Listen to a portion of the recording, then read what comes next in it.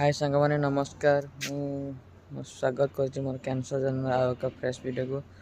तो सांग मैंने मु गत काली हॉस्पिटल आसती एबे भी लाबन हाँ हॉस्पिटल गेस्ट हाउस अच्छी लाबना गेस्ट हाउस रे।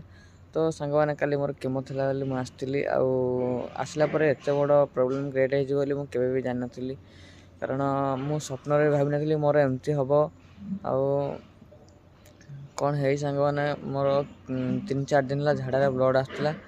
तो सेमती मु डॉक्टर को कहला डॉक्टर आ मो केमो ऑलरेडी प्रोटोकॉल बाहर करते तो आ केमो देलेनी से कहले तुम टे गैस्ट्रोलॉजी देखा दियो। तो मु सार को देखा करा से सार 3टार आसिले पाक जाइली पाक देखा करला आसिक से मत कहले कि तुम गोटे कोलोनोस्कोपी बाहर करा पड़ो आउ तो से कल से टेस्टा कले देखिले कि टेस्ट जना पड़ा कि मोर अल्सर बाहर पड़ी।